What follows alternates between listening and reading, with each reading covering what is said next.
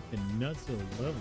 Jesus. After finally finishing the Legacy of Rust expansion on stream, the VODs are available right here on the youtube.com.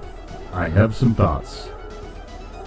I talked about these a bit on stream, but will also briefly mention here. Okay.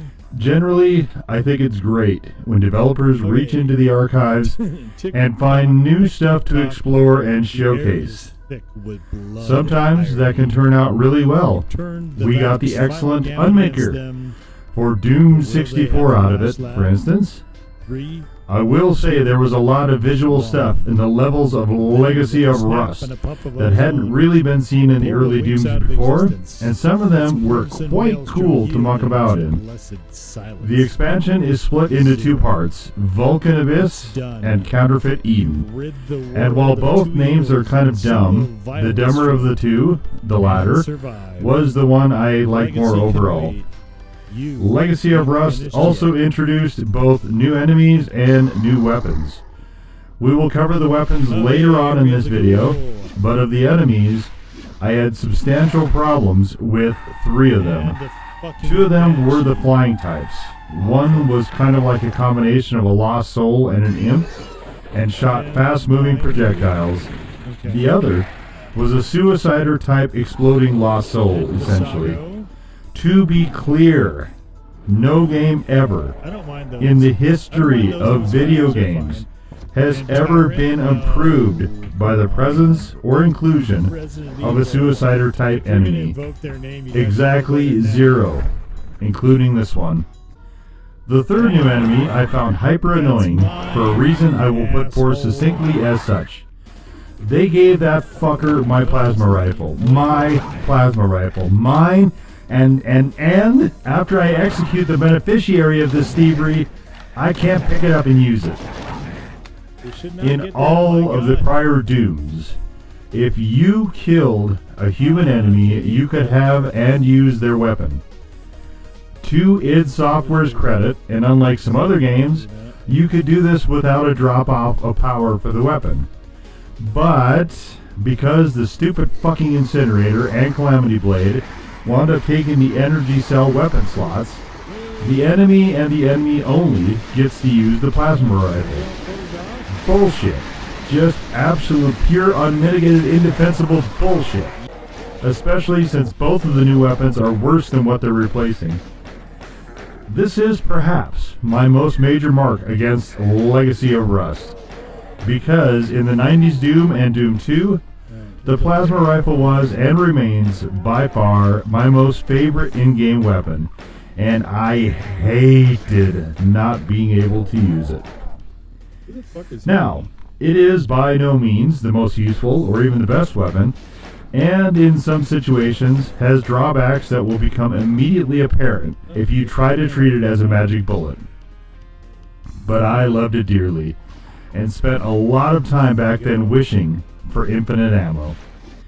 That was not a facet of the games, so I had to resort to inputting IDFA over and over into the console commands when I ran out of energy cells, and thereby could run the levels using only that weapon, which I suppose presented its own sort of challenge. Legacy of Rust was the last of the OG Doom expansions and additions I hadn't finished, and I'm finally all caught up now, and since so much of Doom is about cool weapons to dispatch a seemingly never-ending cavalcade of hell monsters and possessed soldiers, I thought it was high time I updated the comparison I did between the 90s Doom games and Doom 64, which you can check out in the video I did in the Thoughts On series I did for Doom 64. We should probably start last to first. But before we do that, we need a baseline, some guidance for this project. So, for the games being included, I am specifically going to not include Doom 3, mostly because I don't think it's a Doom game proper, as I mentioned in my Thoughts On video I did for that game. Further, if I did include Doom 3, it would only serve to pad out the weapons towards the bottom, as most of the ones in that game were either shit or notably worse versions.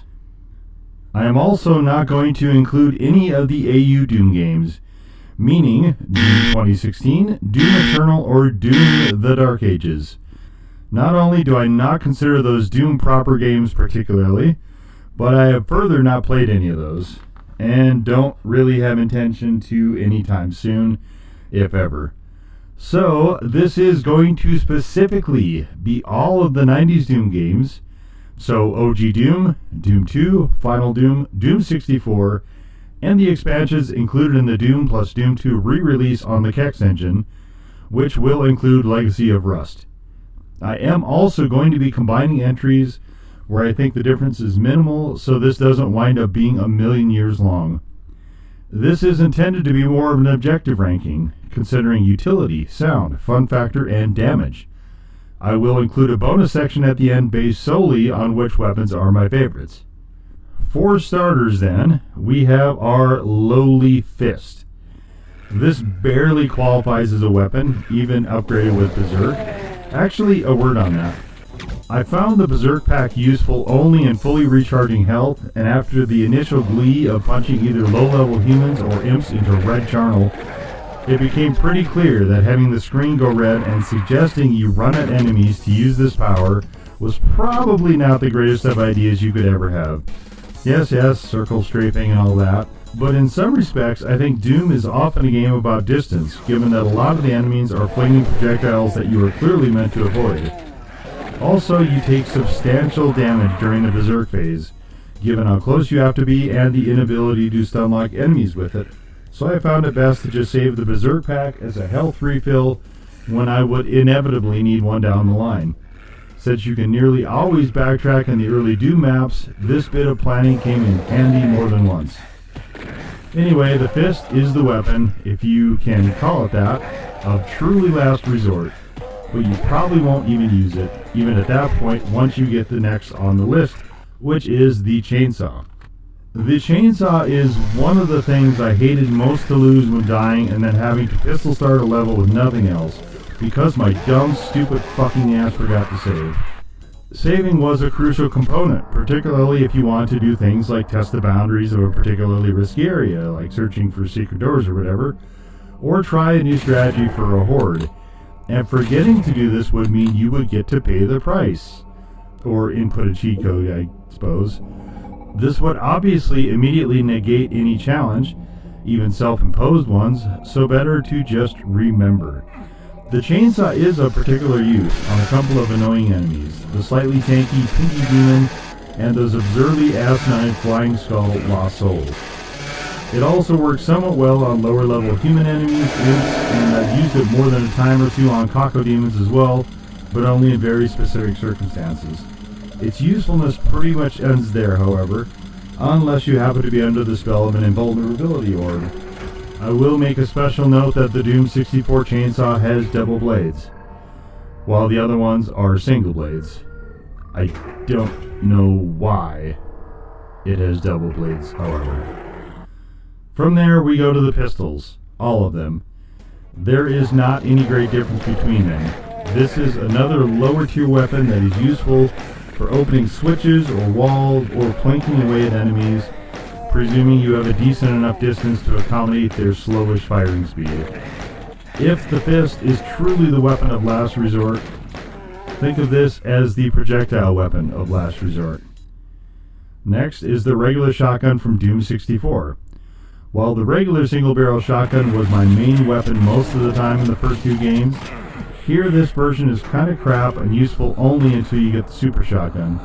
I'm breaking up this category, unlike the chainsaw section, because this shotgun is considerably weaker than the double-barrel version, whereas in Doom 2 I usually dump the ammo-eating super shotgun in favor of the single-barrel version so I could have better range and faster firing. This weapon is better than a pistol, but only just. In the next slot is the rocket launcher, all versions, though the Doom 64 version is kind of an abomination. While perhaps the best distance weapon, thanks to the high damage over that space, it is also a weapon that can be actively hazardous to the user in anything past medium range.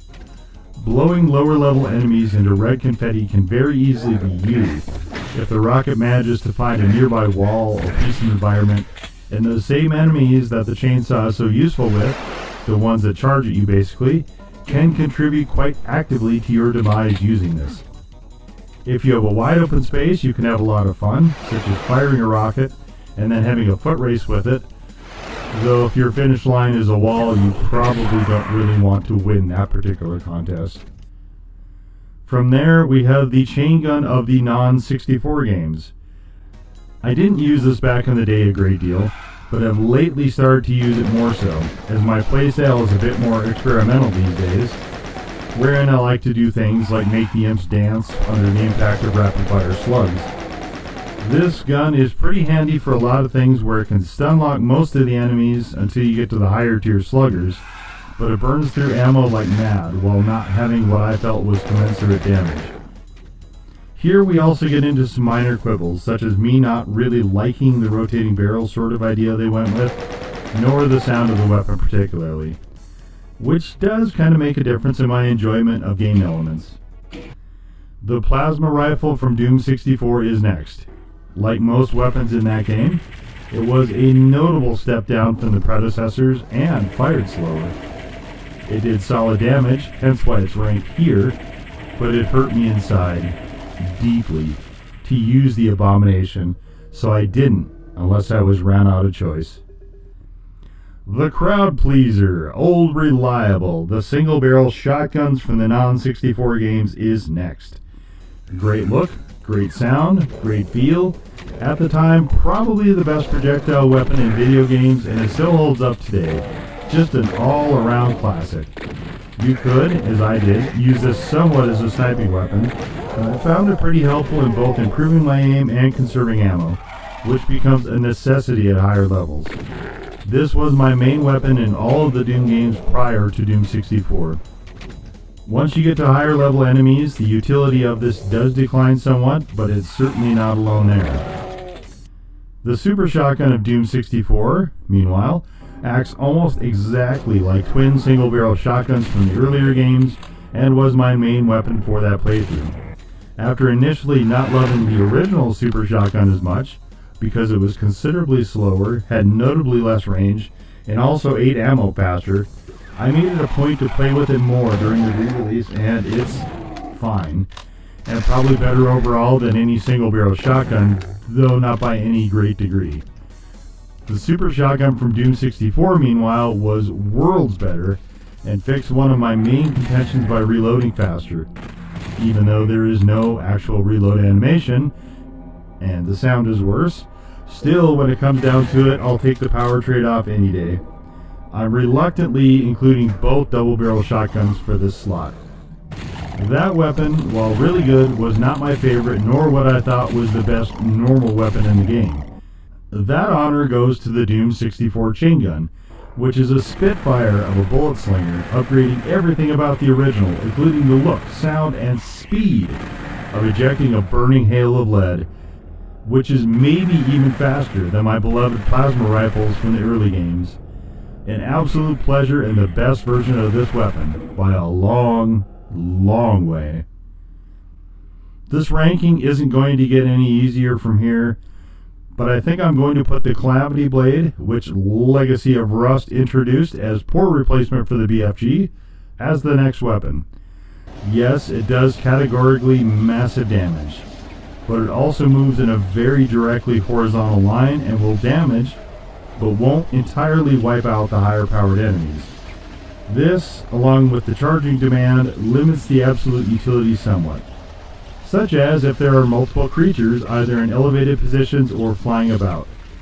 There is no diminishing the devastation a fully charged wave will wreak though, and watching the waves cut down the line of enemies like a gigantic thresher is nothing short of thrilling. I didn't really like using this weapon and found it mostly impractical, but there is no denying it can pack a wallop in the right situation. Now we get into the real power brokers, the heavy hitters, and the splitting hairs section of this video. Since the Incinerator in Legacy of Rust replaced the original plasma rifle, my beloved, with some decent trade-offs, I initially thought those two would share the next slot together, but yes, there is a but, and it's a big one. A big, large one. A big, large, tremendous but. And it's not that I would be taking the easy way out and not splitting hairs by giving them the tie. No, see, when it came down to it, the direct comparison favored the plasma rifle, once the intangibles were all factored in. Let's look at them side by side first. The plasma rifle has the easy advantage of not being a proximity hazard, and has a much higher rate of fire, while the Incinerator has splash damage and a duration damage aspect. Both have stun lock capability. Now we get into the so-called it factors. If there is one major advantage to the plasma rifle, in the re-release, they tweak the sound somewhat, making the sound of the plasma rifle firing just a gorgeous thing of beauty, and I fell back in love with it, because that sound caused shivers to run up my spine. Here's the bigger one though, that large butt. When they took away the plasma rifle for Legacy of Rust, I had an open mind and used the Incinerator plenty, but I more often found myself missing the plasma rifle and wishing I had it. I felt very much at a disadvantage for the loss, and I think that speaks to the awesomeness of my beloved. So, the Incinerator is more useful than the Calamity Blade overall, but both pale in comparison to the plasma rifle. For the penultimate slot, we have the Unmaker, which was only in Doom 64, sadly. I included here in its fully upgraded version. That version was far and away my most favorite weapon in the Doom 64 game, unlike the other so-called ultimate power weapons comparatively.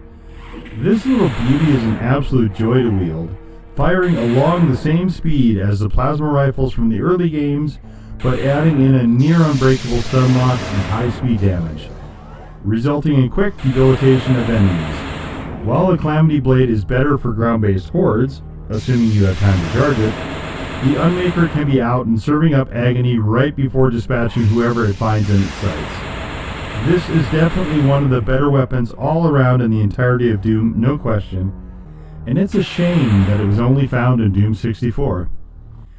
That leaves us with only one remaining, the sole weapon to continue holding the throne as the highest position in the tier list, that of the mighty BFG 9000, all versions. Yes, it is best charged. Yes, it chews through ammo. Yes, it is a tad slow and clunky, but it is the ultimate for a reason, and that is the radius of damage it deals, which will capture anything, whether elevated, in the air, or on the ground within that sphere. This makes it profoundly useful, since you don't necessarily have to hit the targets directly, but is crushingly powerful with direct hits. The main reason this won out over the Unmaker, which I actually like better, is that with this weapon you can engage multiple targets at once. Much of the early Doom will put you in positions where you need crowd control, and this is the ticket. I don't, however, find this a particularly fun weapon to use, and keep it mostly as sort of a nuclear option. But if you're in a spot where you need to hit the oh shit panic button, or you want to get through a tricky section faster, this is what you want. I'm going to close this section with a bit of wishlisting here, that maybe, just maybe, when Romero puts together the Hellion project, or even outside of that, if anyone from Night Dive gets a wild hair and wants to make some new levels, here are the weapons and improvements I would like to see in it. Fist, chainsaw, pistols, and both shotguns are all fine as is in the regular Doom and Doom 2 and don't need to change. For the Chaingun, give us that good Doom 64 action. Keep the regular Doom and Doom 2 rocket launcher, plasma gun, and BFG 9000, but give us that Incinerator. You can do a 2-for-1 and just add the functionality of the Calamity Blade by adding a charge function to it, but even if the Incinerator isn't workable, especially give us that sweet, sweet action of a fully upgraded Unmaker. That's 1 through 9 as far as slots, which should make it easy, but moreover, the gratitude of an adoring fan base who are no doubt drooling right now over this fever dream is priceless. As a bonus, let's go to my favorites. At the top is now, and will probably always be, the plasma rifle from the first two 90s Dooms. I loved it then, I love it, if possible, even more now, And seeing the tragedy of what they did to it in Doom 64 was kind of the last straw when I first played that game on the Nintendo N64. Next is the regular old shoddy from the first two games. It's just comfortable, like an old friend. From there, we do have something I really like from Doom 64, which is the fully upgraded Unmaker. This is a wildly inventive weapon, and one I truly wish we would have had all along. I know the old stuff didn't really support it, but surely now, with modern hardware, surely. Also from Doom 64, we have the upgraded Chaingun, which reminds me a bit of the Vulcan motorized cannons they put on aircraft. I don't know if that was intentional or not, but this is a hyper-cool version, which dramatically reinvents and improves the previous version. And that's it. Those four are my favorites. Everything else to me are more or less tools, and in that regard are useful specific to situations, but are not the pleasure to use of the four I singled out. I close with a public plea to Night Dive to make this happen. Don't make me beg. Please. As always, thank you for watching.